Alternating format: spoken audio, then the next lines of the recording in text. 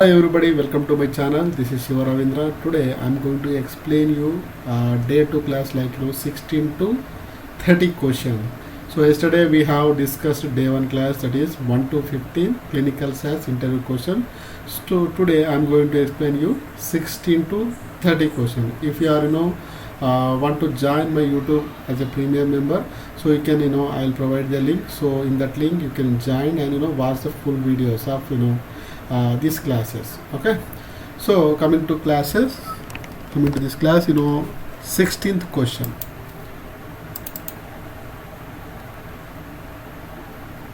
So here the 16th question is,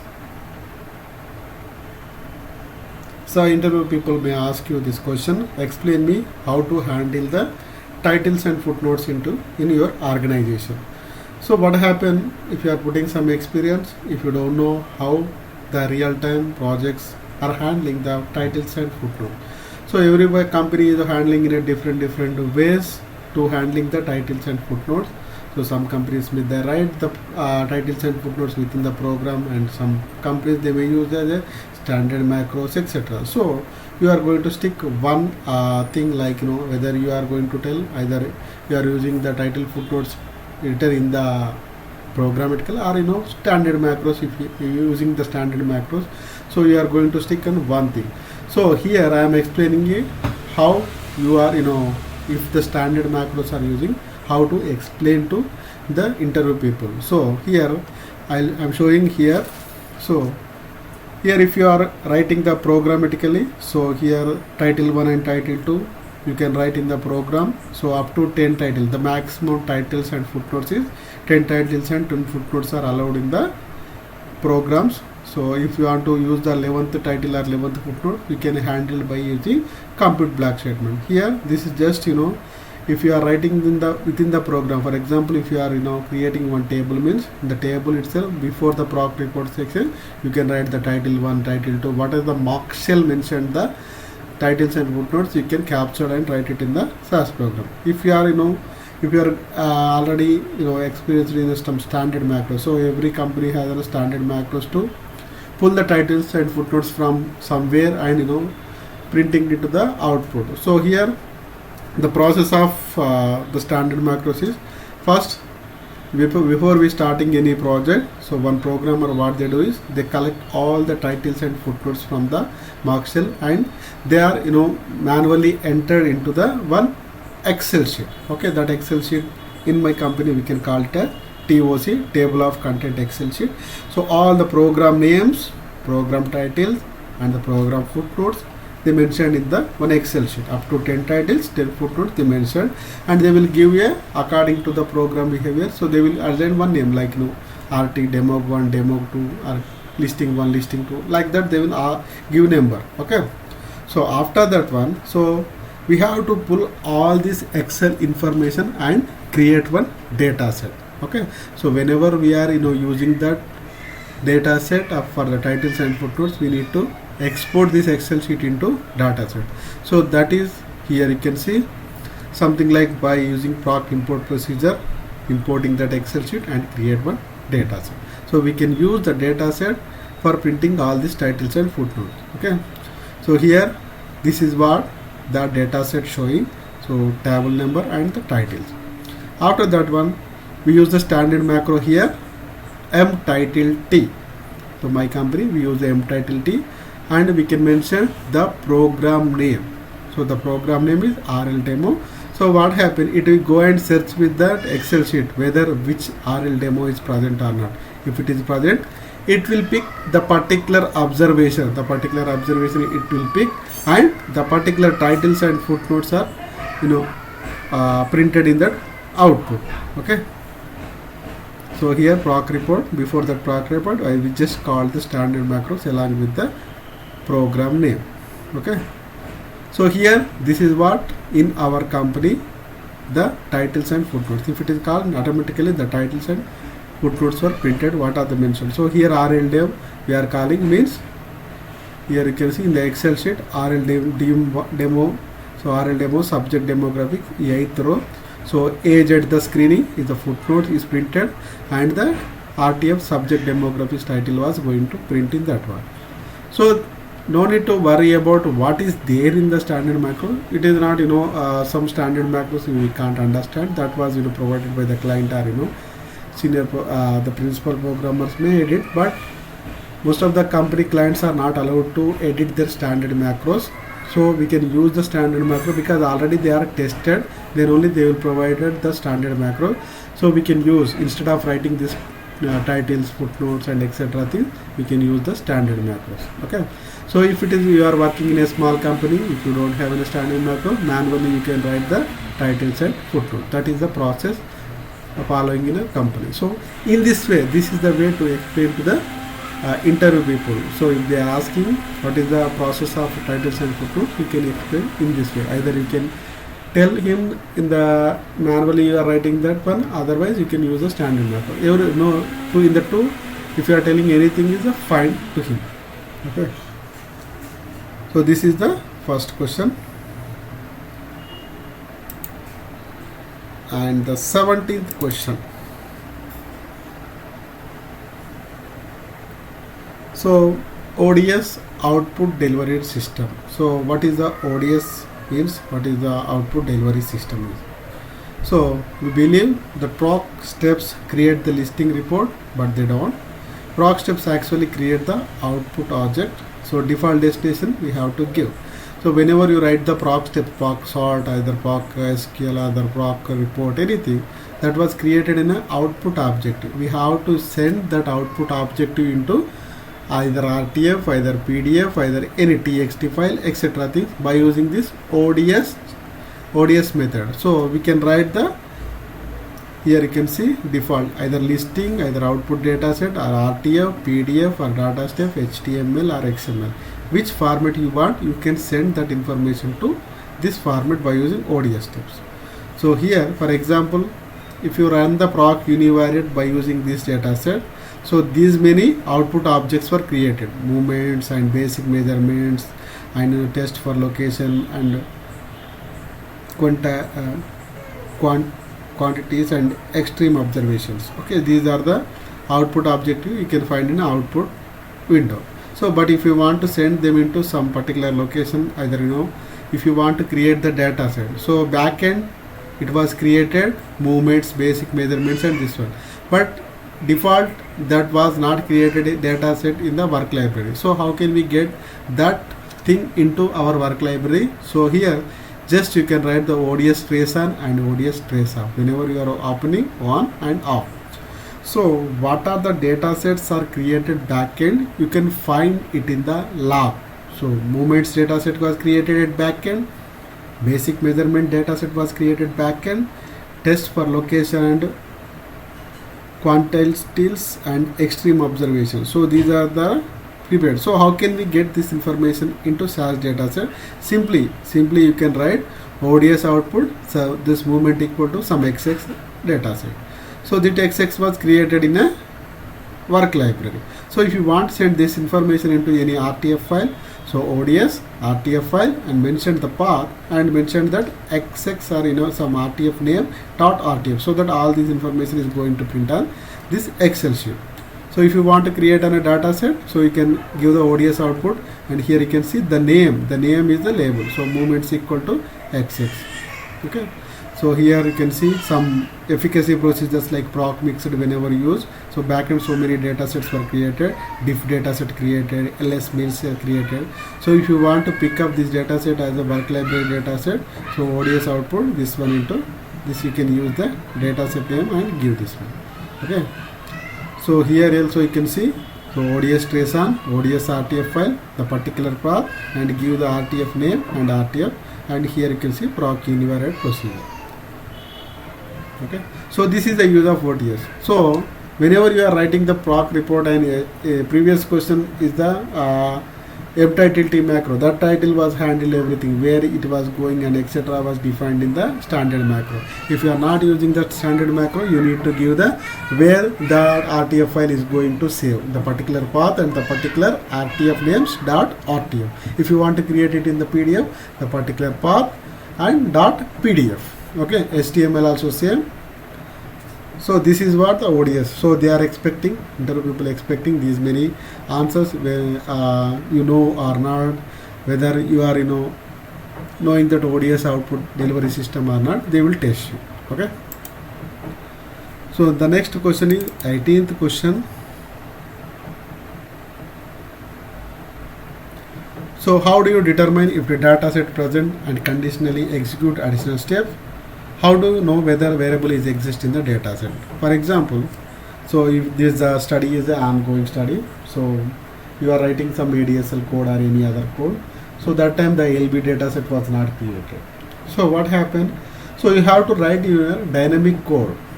Otherwise, whenever the data set is available, you are going to edit your program. So on that time, whenever the LB data set available time, your program is not in an ongoing stage only, not completed stage, right? So that's why you have to write a dynamic codes like by using exist function, sysfunc and exist function. So the data set is present, so write the step. If not, you can write simply empty data set. So what happened? Exist means whether the data, this step was going to search whether the particular name, which name given to that macro, so that name was checking, so whether data set is present, so that will execute this step. Otherwise, so you can give us a empty data set. So whenever the data set is available, the executed step, the available executed part was executed. Whenever it was not available, so the empty data set was created, so that your program is not going to change whether data set present or not present. So imagine, so data set is there, so imagine and write your code. So if it is not there also, you have to write some patch of code. So how do you know whether, how to search whether data set is available or not? By using exist function and sysfunc. So you can see sysfunc exist out data.pc, nothing but I am checking whether the pc data set is available in our library. Out data is the library name. So if it is present, we can create this one. Otherwise, else do just simply I am giving the empty data set. So that what happened, if it is the PC data set available in our data set, our library, so this step was executed, otherwise empty data set was created. So this will help you in the real time scenario, as well as interview people expecting how you handle, because every data is coming in a one time, so the data sets were slowly refreshing in ongoing study. So you have to write your dynamic code, so that you don't need to see back and again. If the data set is available, change the code. If not available, change the code. That may be not happen due to this function. Okay. So this is mainly here you can see. So how that was happening, exist function. Otherwise, one more thing is, so open the data set. For example, open the sample, and that is the data set is available or not. So if you want to check the variable is available or not. So variable is available or not. So how can we check? Just for example, this is company is a one variable, count is one variable. Okay. So first DSD open that sample. Okay. So check varnam. Which varnam? This company variable is present is or not. We can check. Then if it is a 0, then variable does not exist. Else variable is located in which place? Okay. Column 1 or a column 2. So you can, as it is step, you can use. Okay, first open the sample is the data set name. Here you can see data equal to sample, right?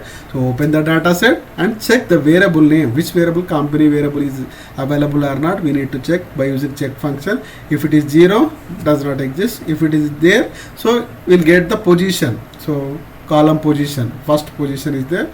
So this is where we need to check the variable name. Above variable exist function is used to whether the data set is present or not. So here this function check name and var name. So you the open and var name equal to, so it will checking the variable is present in the particular data set or not. So this is also very important. So this will helpful. Most of the programmers don't know how to handle the data is not present. So this is the situation. This is the conditions you need to apply. So if you are talking about this function, it will giving some weightage to your resume, as well as interview people may impress. Okay. So question number 19 is nothing but what is the analysis state and analysis study day. So what is this question, the interview people may ask you in a different way. So sometimes they will ask directly analysis day and analysis date. Some Interviewer may ask you what is the difference between the SGTM derived variables and Adam derived variables. So SGTM, if we have any partial dates available from the raw data set or SGTM data set, so we are not going to touch anything. Like if it is a partial date, that is not useful for our mathematical calculation to derive anything. But in case of Adam, there is some rules, imputation rules provided by the statistician. So we have to impute to the partial date and develop some the complete date and using that complete date for the mathematical calculation. For example, here some ADT. So 8th November 2016 is there. So in case if it is in a partial date available in case of LBDTs. Sorry, example here you can see the 5th record 11th 2016. So that is not useful for any deriving LB-DY derivations. But if we are making complete date by using the imputation rule, 1st November 2006, this date we are going to use for the ADY derivation. So LB-DY and ADY. LB-DY is the SGTM variable that is missing for this partial date, and ADY is a Adam variable that is displayed because of we are imputing the partial date. Okay, so here the imputation rule I mentioned here. So whenever we have the particular date is less than or equal to treatment start date, that time no need to add the +1 rule. If it is a greater than or equal to then only we have to add the +1 rule. Okay, so this is the ADY and ADT, analysis date and analysis study date. So the next question, 20th question. So what is the visit windowing and anal 01 FL flag? So this is the data set of vital signs. So if it is a vital sign, the parameter, and this is the visits, screening visits and run-in, and week 0, week 2, week 4, week 8 and up to week 12 the data was collected, the parameters, historic blood pressure. So this is the visit num and this is the A visit n, sequence number, and this is the ABLFL flag. It means this record we can consider as baseline value, and this is the eval value. So 114 is the baseline value, so return to all these records. So this is a change from, and these are the LOCF and WOCF yesterday we discussed, and this is the ADY. And now the visit window is nothing but, for example, a value is collected twice or thrice in a 1 week. For example, here you can see week 2 has 2 records and week 4 has 1 record, as well as week 8 has 2 records. So in this case, so week 2 you can see 118 and 126 are the values. So which value we have to pick for the analysis? So if you have 2 visits, so whenever you are going to do summary statistics like n mean median, so that time we need a value. So we are not going to pick the 2 eval values for that one. So we have to pick only 1 eval value. But here the visit containing 2 eval values. Which value we have to pick?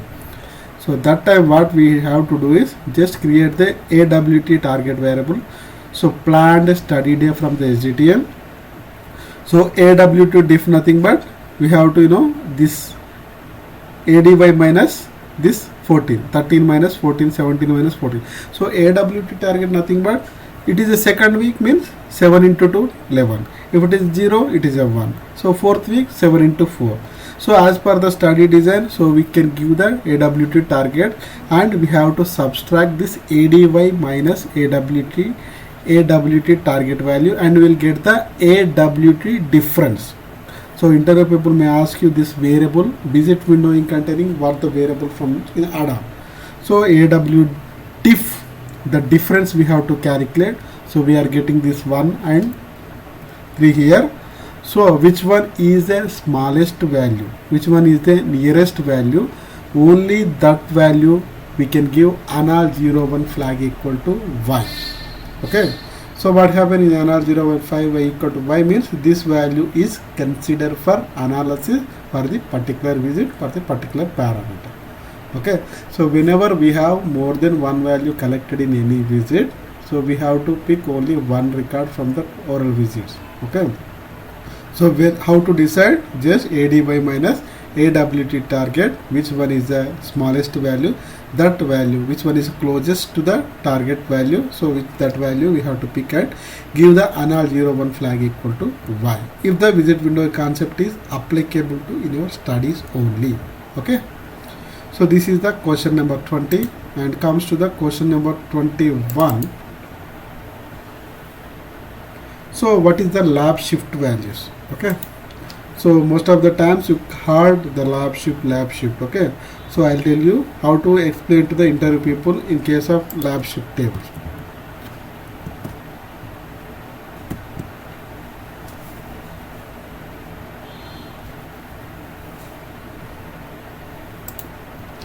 So for example, this is the hematology laboratory parameter. So screening, treatment period 1, period 2 and end of the treatment for this particular subject. So we have a monocytes values are there. So this is the low at a screening level, and that is value they are considering as a baseline value, and at the time of baseline the value is a low. Okay. So value is a low, and gradually it is a normal at the end of the treatment also normal. Okay. So here, how can we decide whether it is a low or normal? Always the value we get from the medical department, like diagnosis center reports. So whenever you can check whether it is the value LB ORRS value less than the lower value, we can consider it is a low. Higher than the high value, we can consider as a high. For example, if you go and check with any, for example, typhoid test, malaria diagnosis, any blood test, you will get the value, and the right side you will find the reference ranges. So we can comparison with our values to that reference range, whether our value is a low range or normal is a high. So what is the lab shift we are going to convert? Check how many subjects from low to normal or normal to low, high to normal. So scenarios are there, right? So we have to count the subject number, how many subjects are shifted from one range to another range. Okay. So here this subject is for this hematology monocyte category. This subject is count under low to normal, and here you can see screening from end of the treatment, and here this is a Y we are. So we can by using proc frequency normal to low. So low is the screening value, means baseline value. So we are retaining to all these records. Okay. So the same way, this normal was retained to all the record, the high was retained to all the record, normal was retained to all, and normal was retained to all record. So in the shift table, so here you can see the monocyte, high to low 1 subject, low to normal 1 subject, normal to low 3 subject. So this is the code, just cross comparing with the shift 1 variable created in the Adam versus LB-NRID, means baseline versus post baseline, the counts we are calculating. So by using the transpose methods, so you will get this counts like low, normal, high of the post baseline value, and the baseline what the value is there. So you can explain in this way. In this way you have to explain to your interview people. Okay. So counts as well as percentage also we have to calculate. Nothing but shift table is just calculating the what is the results at the baseline, how that subject, how many subjects are shifted from that range to another range, means screening to end of the treatment, the particular reference range to this end of the treatment, what is the range. Okay. So what do you think, how to ensure if the subject is safe or not? So out of, for example, 50 subjects are participating in the study. So most of the subjects are shifted from the normal range to this abnormal range, means high or low. So we can ensure that that was affected that our subject parameter. Okay, the parameter was affected by our drug, so that normal range to everybody is shifted to higher low range. Okay. So coming to the 23rd question, I'll explain 22. So 23rd question, simple question, but so many programmers, they don't know how to kill the work data set. So many, if you are working on some tabular listing, so many intermediate data set were created in the work library. So how to delete that one? By using proc data sets and kill the option. So here you can see libname equal to work, no list and kill.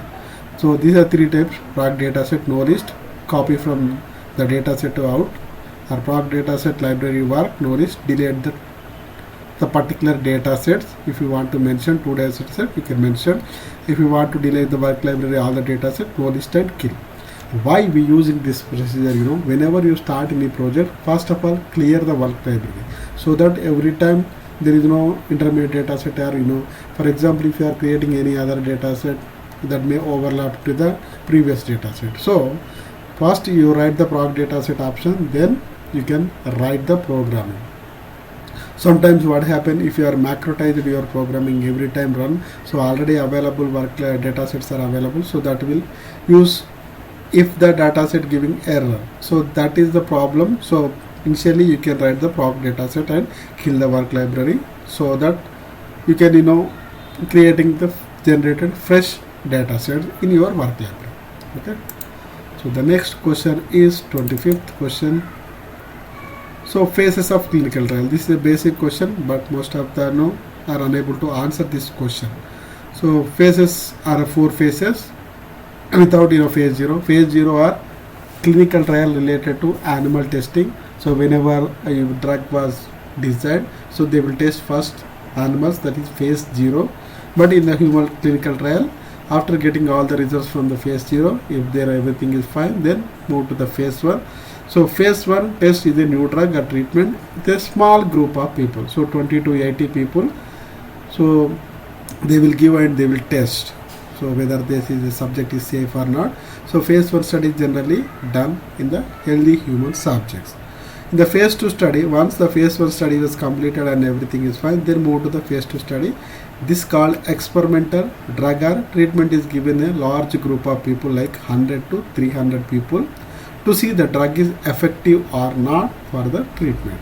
So once the phase 2 trial was done, phase 3 study, 1000 to 3000 experimental drug to see the effectiveness, monitor side effect to compare it is to commonly used treatment. So fourth phase is the after releasing the drug into the market, post-marketing surveillance. So nowadays the COVID vaccine was some in Indian cases, some are in the third phase. So every drug has to be completed all these phases, then only the regulatory authority will give you the permission to sell the drug or to use the drug into the human subjects. Okay. So here also you can see phase 1 20 to 80. So phase 2 100 to 300 participate, 100,000 to. So phase 1 studies are normally healthy human subject. Phase 2, phase 3 studies are containing diseased subject. So which disease you are expecting to cure the drug, so that type of diseases. So FDA review, then give the phase 4 study approvals. Okay. So the next question is 26th question. What is the content of clinical trial protocol? So many interview people will ask you, so what is the key document? The key document is protocol, SAP, Excel, etc. Specification file, etc.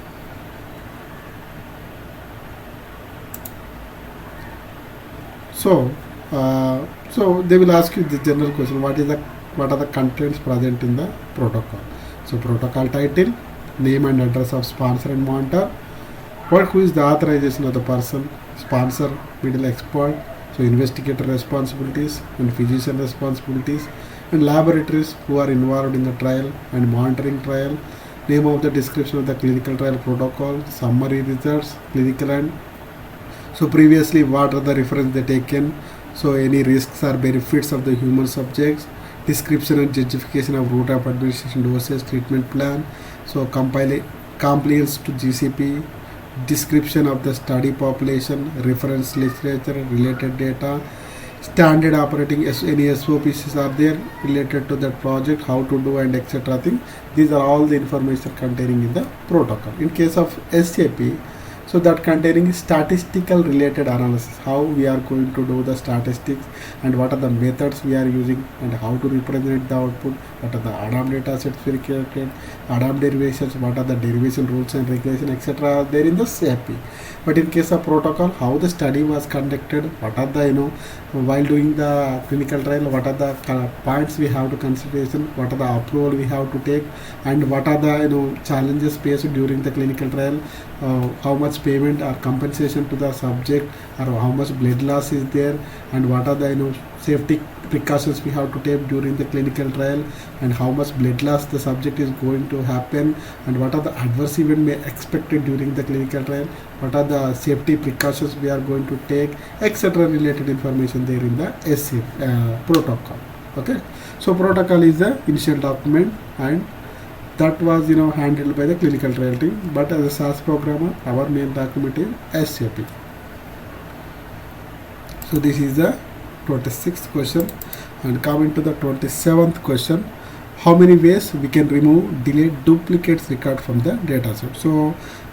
So if you have a question like this may question you can see in some written test, or some interview people may ask you how to delete how to find out the duplicate removal. Here I am mentioning 6 ways of removing the duplicates, like by using the no dup break and no dup key, and here the distance of star, and by using the proc scale, and here you can use the proc frequency method, so count equal to 1, and here you can see not first start variable and not last start variable. So in this 6 method, 1 2 3 4 5 6 methods, we can remove the duplicates. So you can see and apply any of your programming, and you can check whether any duplicates are present or not. Duplicate view the non-appropriate results in the TLS. Okay.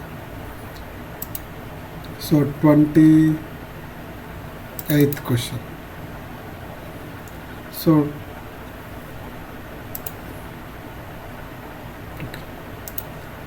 what are the SAS automatical variables? So automatic variables are created. So many automatical variables. Here I mentioned 2 automatical variables created every data step, that is underscore in underscore and underscore error underscore. If it is error hacker, so automatically the underscore error underscore was created. Underscore in is initially set to 0. Each time of dataset lose past dataset, the variable is increment. For example, 10 observations are there, so 1 2 3 4 5 up to 10 underscore n underscore variable records were generated. If it is anything error was happen, so underscore error underscore message you can see in the log. So those are the automatical variable created by the SAS whenever you are handling the data steps. Okay. So some SAS programmers is the for example, I already told you underscore and underscore was created. So the 22 question, data step versus proc SQL underscore n underscore derivation. So if you simply run this step, so this was created underscore and underscore up to 1 2 3 4 5 like that. So how many observations are there? So it was created in that way, 5209 observations. Okay. So how to handle this in the proc SQL? So there is an option monotonic. So monotonic is the option. So we can use this monotonic in the proc SQL to create the same way. So we can create these variables. Okay. So this question I saw in some of one company written test question. So what is option will replace with the underscore and underscore in the data step, and what option we are using for getting the same results in the proc SQL steps. Okay, so monotonic is the option. So you can use the monotonic to get the underscore and underscore values like this one. Okay.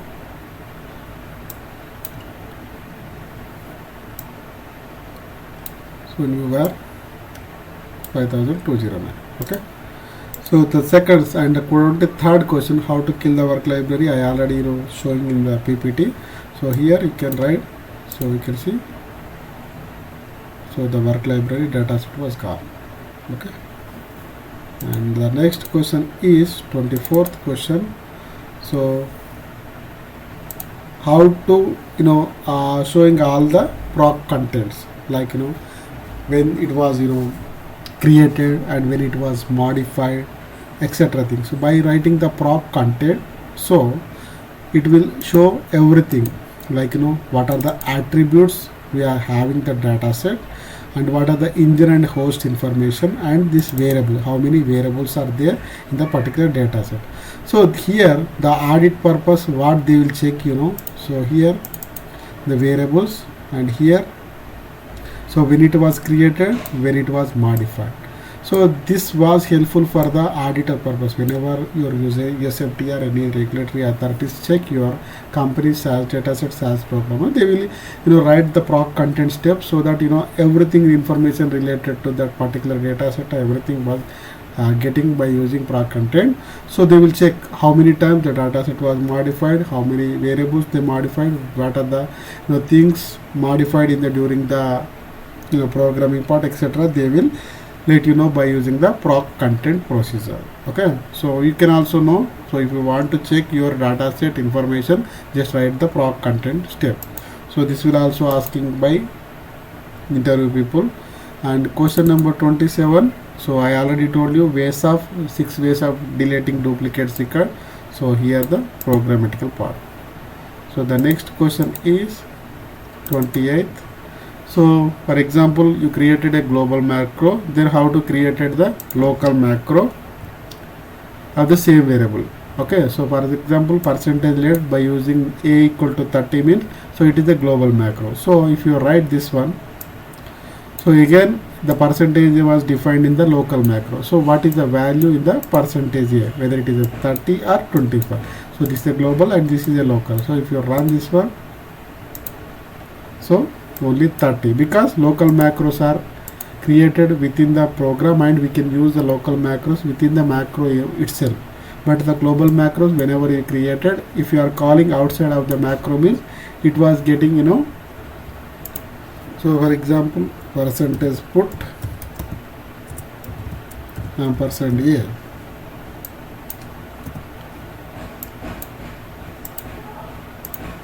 So now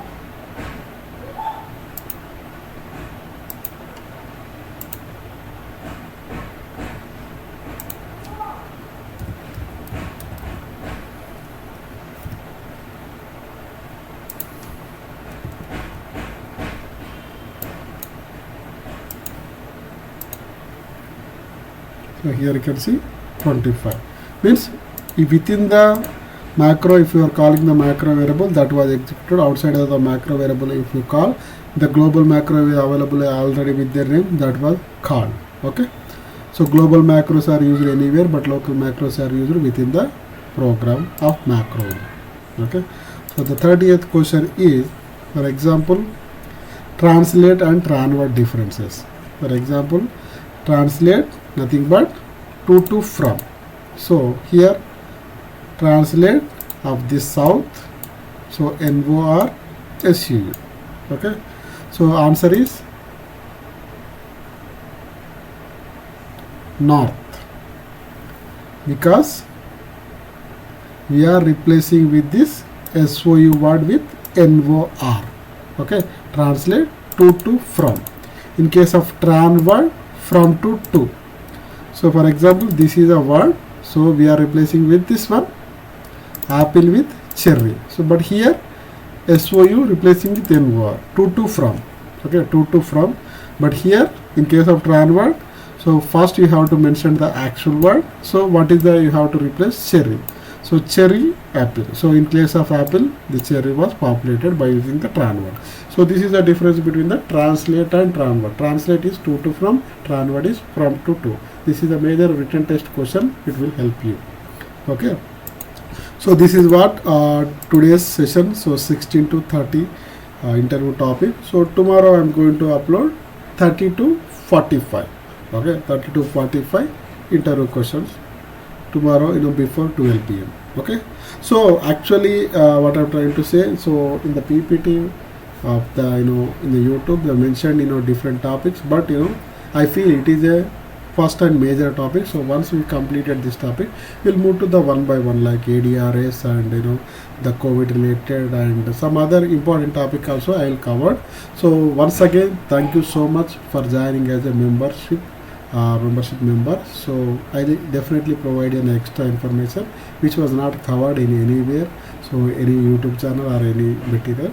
So I hope this was very much helpful for your career growth, as well as if you are in a beginner, so it will help you to get a job easily. Okay, thanks everybody, thank you so much for watching video.